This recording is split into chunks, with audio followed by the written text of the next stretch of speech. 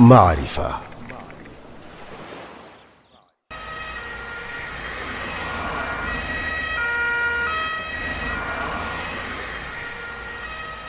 الحمدللہ ابو بکر زیادہ زخمی نہیں ہوا.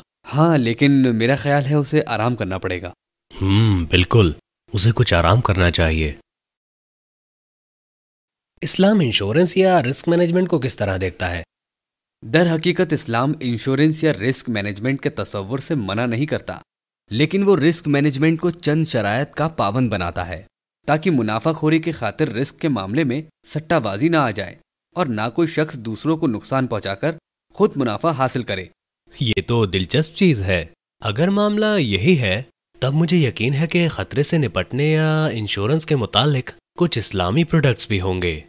ہاں تم بالکل صحیح کہہ رہے ہو. تکافل نامی ایک پروڈکٹ ہے جو انشورنس کی اسلامی شکل ہے. کیا تم مجھے بتا سکتے ہو یہ تکافل کیا ہے؟ تکافل چند افراد کے درمیان تعاون باہمی کے اصول پر طے پانے والا وہ معاہدہ ہے جس کے ذریعے مخصوص خطرات کے مضر اثرات کا ازالہ کیا جاتا ہے جن سے تمام کو سابقہ پیش آ سکتا ہے. تکافل کس اصول پر کام کرتا ہے؟ تکافل تبرع اور باہمی تعاون کے اصول پر کام کرتا ہے. مہربانی کر کے کیا تم مجھے یہ تبرع اور باہمی تعاون جیسی اصطلاحات سمجھا سکتے ہو؟ عربی لفظ تبرع کا مطلب عطیہ یا تحفہ دینا ہے اور باہمی تعاون کا مطلب آپس میں ایک دوسرے کی مدد کرنا. اس کا مطلب تکافل میں شرکا ایک دوسرے کے تعاون کے لیے احتیاط دیتے ہیں تاکہ کسی موقع پر پیش آنے والے خطرات کے نقصان سے نپٹا جا سکے. کیا میں صحیح کہہ رہا ہوں؟ بالکل صحیح. یہ ایک قسم کا باہمی تعاون ہے تاکہ کسی نقصان یا خطرے کو سب مل کر برداشت کریں. کیا تکافل اسلامی انڈسٹری میں حالیہ دنوں کی پیداوار ہے؟ نہیں، در حقیقت تکافل کا تصور اسلام سے قبل عربوں کی قدیم روایت میں تھا. حضرت محمد صلی اللہ علیہ وسلم نے ان رواجوں کو تسلیم کیا اور انہیں جاری رکھنے کی اجازت دی. کیا تم مجھے تکافل کے میکانزم کے بارے میں کچھ بتا سکتے ہو؟ تکافل میں شریک افراد ایک انشورنس فنڈ میں عطیات جمع کرتے ہیں. اس فنڈ کے ذرائع کو کسی بھی شریک کو ہونے والے نقصان کی بھرپائی کے لیے استعمال کیا جاتا ہے. اس انشورنس کو یا تو فنڈ کے مخصوص شرکا کا گروپ چلاتا ہے یا پھر کچھ مخصوص فیس لے کر ایک جوائنٹ اسٹاک کمپنی چلاتی ہے. شرکا اور فنڈ مینیجر کے درمیان کیا تعلق ہوتا ہے؟ شرکا اور فنڈ مینیجر کے درمیان تعلق کی بنیاد تکافل کے لیے اختیار کیے جانے والے ماڈل پر ہوتی ہے. اچھا ایسا ہے. کیا تم مجھے تکافل میں اختیار کیے جانے والے مختلف ماڈلز کے بارے میں معلومات دے سکتے ہو؟ یقیناً. عمومی طور پر اختیار کیے جانے والے ماڈلز میں مضاربت، وکالہ، وقف، مخلوط یعنی ہائبرڈ ماڈل شامل ہیں. میرے خیال میں مضاربت ماڈل میں فنڈ مینیجر جمع کی گئی رقم کا اضافی حصہ سرمایہ کاری کے لیے بطور مضارب استعمال کرتا ہے جبکہ فنڈ کی حیثیت رب المال کی ہوتی ہے. ہاں تم بالکل صحیح کہہ رہے ہو. دوسرے ماڈلز کا معاملہ بھی ٹھیک اسی طرح ہے. کیا تم تکافل کے مختلف ماڈلز کی اہم خصوصیت بتا سکتے ہو تاکہ مجھے یاد رکھنے میں آسانی رہے؟ ضرور، کیوں نہیں. مضاربت ماڈل میں فنڈ مینیجر کو اضافی رقم کی سرمایہ کاری سے حاصل ہونے والے منافع میں سے حصہ دیا جاتا ہے لیکن تنخواہ یا کوئی فیس نہیں دی جاتی. وکالہ ماڈل میں فنڈ مینیجر کو ایک مخصوص فیس دی جاتی ہے لیکن اضافی رقم میں سے حصہ نہیں دیا جاتا. وقف ماڈل میں فنڈ مینیجر کی تنخواہ دی جاتی ہے. اگر شرکا کی جانب سے دی گئی کل رقم نقصان سے زیادہ ہو تو بچی ہوئی رقم کہاں استعمال کی جاتی ہے؟ اچھا سوال ہے. وقف کو چھوڑ کر باقی تمام صورتوں میں باقی بچی ہوئی رقم کو واپس شرکا میں ان کے عطیہ کے تناسب میں بانٹ دیا جاتا ہے اور وقف کی صورت میں اسے محفوظ رقم کے طور پر رکھ لیا جاتا ہے. کیا فنڈ مینیجر کو اس رقم کی سرمایہ کاری کرنے کی اجازت ہے؟ ہاں، اسے اس رقم کے ایک حصے کو شرعی لحاظ سے منافع دینے والے بزنس میں لگانے کی اجازت ہے اور اس سے ہونے والی نقد رقم کو شرکا میں بانٹ دیا جاتا ہے. اس کو 2 مختلف اکاؤنٹ کے ذریعے انجام دیا جاتا ہے جنہیں شرکا کا کھاتہ اور شرکا کا خصوصی کھاتہ کہتے ہیں. یہ شرکا کا کھاتہ کیا ہے؟ یہ وہ کھاتہ ہے جس میں جمع کی گئی رقم کا ایک حصہ شرعی لحاظ سے چلنے والی تجارت میں لگانے کے لیے محفوظ ہوتا ہے. یہ دوسرا کھاتہ جسے تم نے شرکا کا خصوصی کھاتہ کہا ہے وہ کیا ہے؟ یہ وہ کھاتا ہے جس میں رقم کا ایک حصہ شرکا کے نقصانات کی بھرپائی کے لیے رکھا جاتا ہے۔ کیا تم مجھے بتا سکتے ہو کہ اضافی رقم کا حساب کس طرح لگایا جا سکتا ہے؟ اضافی رقم کا حساب لگانے کا طریقہ بالکل آسان ہے۔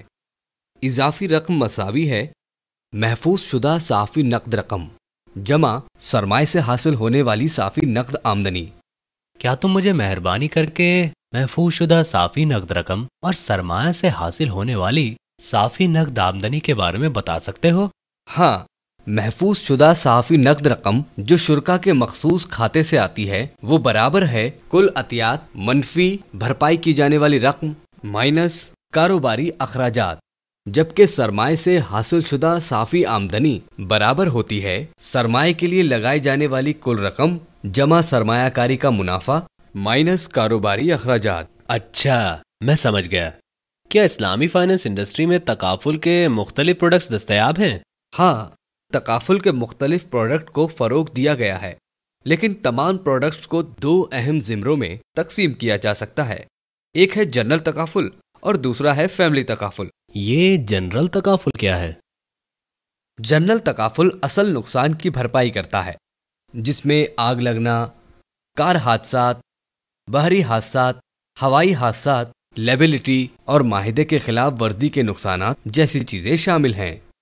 یہ مختصر مدتی بنیادوں پر تحفظ فراہم کرتا ہے جو بالعموم 1 سال کی مدت کے لیے ہوتا ہے۔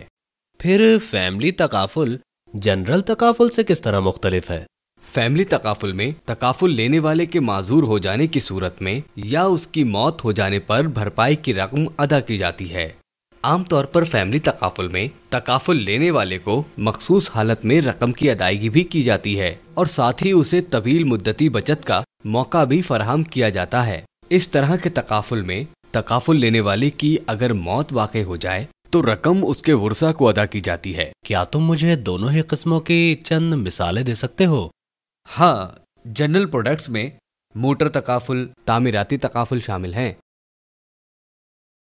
جبکہ فیملی تکافل میں صحت، تعلیم اور زندگی وغیرہ سے متعلق انفرادی اور اجتماعی تکافل پروڈکٹ شامل ہیں۔ کیا فیملی تکافل بھی سودی لائف انشورنس کی طرح ہی ہے؟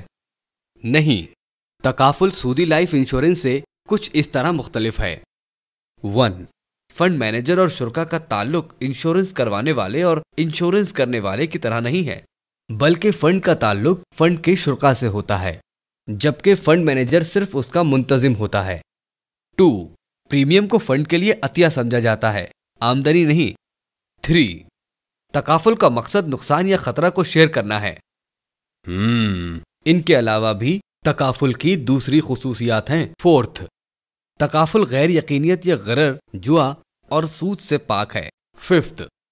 ایک تکافل فنڈ میں اضافی رقم پالیسی ہولڈرز کی ہوتی ہے اور اس کو فنڈ پر حاصل ہونے والا منافع نہیں سمجھا جاتا۔ اچھا۔ ان کے علاوہ بھی ایک اور چیز ہے جسے یادتی تکافل یا ری انشورنس کہا جاتا ہے، جسے تکافل میں ہونے والے خطرات سے نپٹنے کے لیے استعمال کیا جاتا ہے۔ یادتی تکافل کا مطلب کیا ہے؟ یادتی تکافل یہ ایک ایسی قسم کا انشورنس ہے جہاں سے ایک انشورنس کمپنی انشورنس تعاون سے حاصل ہونے والی اپنی پوری رقم یا اس کا کچھ حصہ دوسرے انشورر کو منتقل کر سکتی ہے۔ اس سے انشورنس کمپنی کو خود کو نقصان سے بچانے میں مدد مل سکتی ہے۔ یہ تو بڑی اچھی بات ہے۔ ہم نے تمہارے ساتھ واقعی بہت اچھا وقت گزارا۔ میں سمجھتا ہوں کہ اب ہمیں جانا چاہیے، ہم نے پہلے ہی تمہارا بہت زیادہ وقت لے لیا ہے۔